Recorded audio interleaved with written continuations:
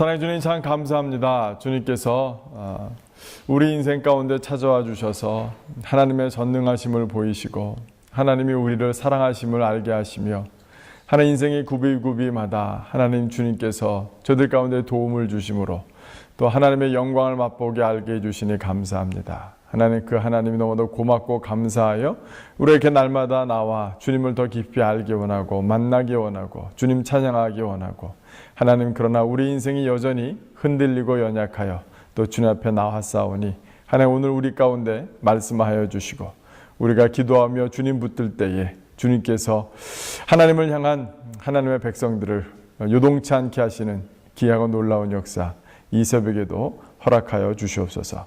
감사드리며 예수 그리스도 이름으로 기도드렸습니다. 아멘. 이 시간 오늘 우리에게 주신 하나님의 말씀은 시편 55편 16절부터 23절까지의 말씀 제가 봉독해 드리도록 하겠습니다. 시편 55편 16절부터 23절까지의 말씀입니다. 나는 하나님께 부르짖으리니 여호와께서 나를 구원하시리로다. 저녁과 아침과 정오에 내가 근심하여 탄식하리니 여호와께서 내 소리를 들으시리로다. 나를 대적하는 자 많더니 나를 치는 전쟁에서 그가 내 생명을 구원하사 평안하게 하셨도다. 옛부터 계시는 하나님이 들으시고 그들을 낮추시리이다. 셀라. 그들은 변하지 아니하며 하나님을 경외하지 아니함이니이다. 그는 손을 들어 자기와 화목한 자를 치고 그의 언약을 배반하였도다. 그의 입은 우유 기름보다 미끄러우나 그의 마음은 전쟁이요 그의 말은 기름보다 유하나 실상은 뽑힌 칼이로다. 내 짐을 여호와께 맡기라. 그가 너를 붙드시고 의인의 요동함을 영원히 허락하지 아니하시리로다. 하나님이여 주께서 그들로 파멸의 웅덩이에 빠지게 하시리이다. 피를 흘리게 하며 속이는 자들은 그들의 날에 반도 살지 못할 것이나 나는 주를 의지하리이다. 아멘. 도종환이라는 시인의 흔들리며 피는 꽃이라는 유명한 시가 있죠. 이분은 최근 문화체육부 장관으로도 거명되고 있는 분이기도 합니다만 제가 한번 읽어드리도록 하겠습니다. 흔들리며 피는 꽃. 흔들리지 않고 피는 꽃이 어디 있으랴. 이 세상 그 어떤 아름다운 꽃들도 다 흔들리면서 피었나니 흔들리면서 줄기를 곧게 세웠나니 흔들리지 않고 피는 사랑이 어디 있으랴. 젖지 않고 피는 꽃이 어디 있으랴.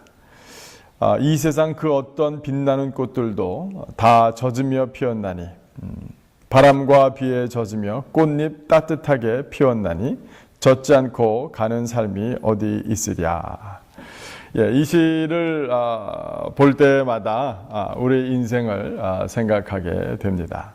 그런데 오늘 이 다윗은 오히려 도종환 시인과는 달리 22절에 보시면 내 짐을 여호와께 맡기라. 그가 너를 붙드시고 의인의 요동함을 영원히 허락하지 아니하시리로다 라고 고백하고 있습니다. 사실은 어떻게 보면 우리의 믿음도 우리 인생에 찾아오는 어려움과 우리를 흔드는 비바람으로 인해서 그 흔들리는 가운데 또 믿음이 생기기도 하고 또 커지는 것 같습니다. 그러나 우리 주님을 만나고 주님 앞에 드려진 인생을 우리가 흔들리는 가운데서 하나님을 만났을 때에 우리는 다윗처럼 고백할 수 있을 것 같습니다.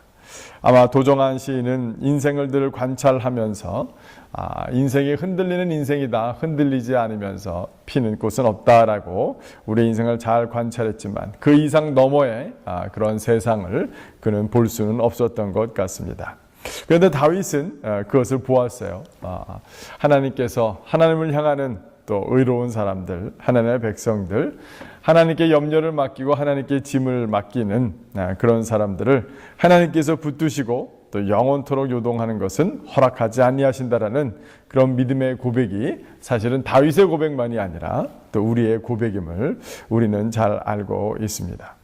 그러나 우리가 이 믿음으로 나아가기 위해서 주님께서 우리를 영원토록 요동치 아니하시고 한때 잠깐 요동함을 허락하시기는 또 흔들림을 허락하시긴 하시지만 주님께서 우리를 붙드시는 그 하나님임을 우리가 나아가기 위해서 우리가 어떤 믿음으로 또 담대하게 서야 하겠습니까?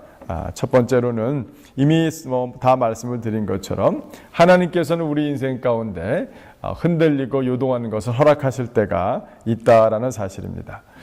다윗도 인생을 우리가 돌이켜 봤을 때에 다윗은 정말 하나님을 의지하지 않고는 살 수밖에 없는, 하나님을 의지하고는 살 길이 없는 그런 외통수에 몰렸던 그런 다윗을 우리가 알 수 있습니다. 그는 나라를 사랑했고 왕을 사랑했고 무엇보다도 하나님을 사랑하여서 또 하나님을 모욕하는 그 적군들 블레셋과 그 장수 골리앗을 그가 오히려 하나님의 이름으로 나아가서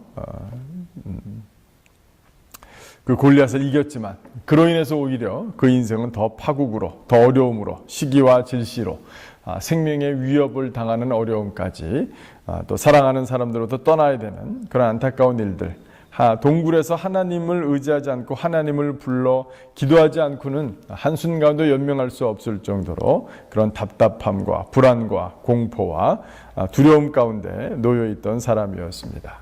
그러나 그런 요동함을 통해서 오히려 다윗이 발견한 하나님, 그 하나님은 어떤 하나님이셨습니까? 또 오늘 다윗은 또 그렇게 고백하기도 하죠. 17절에 보니까 저녁과 아침과 정오에 내가 근심하여 탄식하리니, 유대인의 시작은 저녁부터 시작하죠. 한날이. 그러니까 저녁과 아침과 정오라는 표현은 하루 종일 또 그가 하나님께 부르짖을 수밖에 없는 상황이었습니다. 그런데 그가 붙들었던 하나님은 누구였냐면 부모님으로부터 받았던 아마 하나님에 대한 믿음이었던 것 같아요. 그것이 19절 말씀이죠. 19절 말씀 보니까 옛부터 계시는 하나님이 들으시고 그들을 낮추시리다. 자기가 예부터 들었던 계시가 있는데 그것은 뭐냐면 하나님은 우리의 기도를 들으시고 하나님께서는 우리의 대적과 원수들을 낮추시는 분이시다 라는 그런 계시를 들었던 것이죠. 아마 이 계시와 이 믿음을 붙들고 오래된 옛날부터 들은 조상들로부터 심지어는 부모로부터 들은 이 믿음 붙들고 다윗은 기도했던 것입니다. 이런 기도 가운데 그가 경험했던 것은 무엇이었어요? 하나님이 자기를 구원해 주신 직접적인 체험을 했던 것입니다. 18절 보니까 나를 대적하는 자 많더니 나를 치는 전쟁에서 그가 내 생명을 구원하사 평안하게 하셨도다라고 얘기하고 있어요. 16절부터 23절까지 유일한 과거 형태입니다. 그렇죠? 한번 이미 하나님께서 전쟁에서 자기를 구원하셨던 것을 그는 기억할 수 있었고, 예부터 내려왔던 계시, 자신이 붙드는 믿음, 그 다음에 하나님의 구원을 경험한 이 다윗은 다시 한번 어떤 어려움이 있든지 간에 하나님께 나아가서 부르짖을 수 있었던 것입니다. 하나님만을 의지하겠다는 그 결단으로 말미암아 흔들릴 수밖에 없는 세상 가운데 그 흔들림은 계속해서 one after another, 영어 표현이 참 기가 막히고 좋죠. 한 흔들림이 있었으면 또 다른 흔들림이 계속해서 이어지는 인생 가운데서도 오직 요동치 아니하시는, 흔들리지 아니하시는, 변하지 아니하는, 썩지 아니하는 그 복음의 능력, 구원의 능력, 그 하나님을 붙들었기 때문에, 결단했기 때문에, 나는 그분만을 의지하겠다라는 믿음으로 나아갔기 때문에 세상은 아무리 요동쳐도 그 마음 가운데 그 믿음의 고백, 그 입술의 고백은 오히려 하나님은 요동함을 영원토록 허락지 아니하실 것이다 라는 그런 믿음으로 바로 설 수 있었던 것입니다.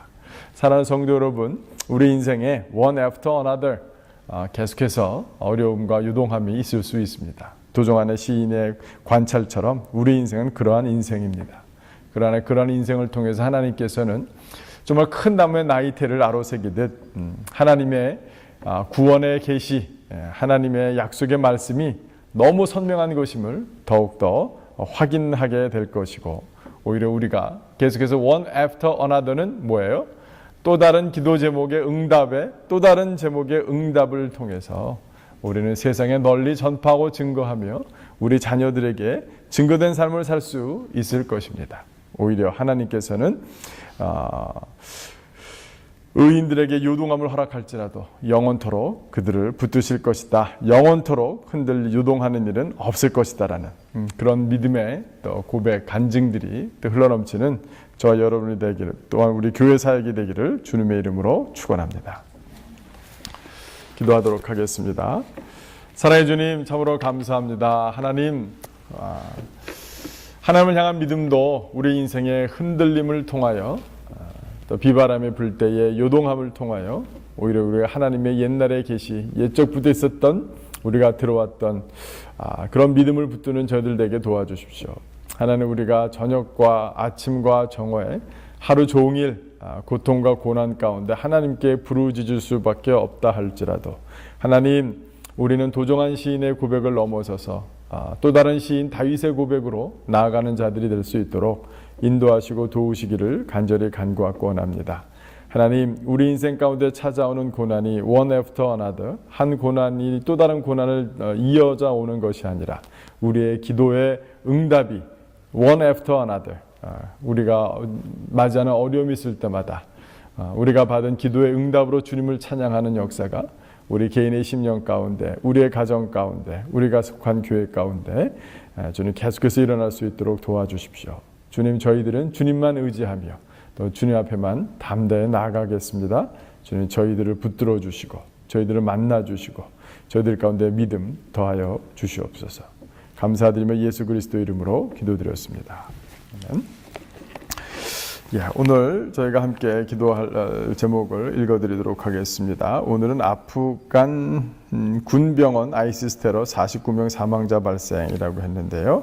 3월 9일 DPA 통신 등에 따르면 카마루딘 세디카 아프간 보건부 대변인은 전날 카불 시내 외교가에 있는 사르디르 모함마드 다우드 칸 군병원에서 벌어진 테러로 49명이 사망하고 76명이 다쳤다고 전했습니다.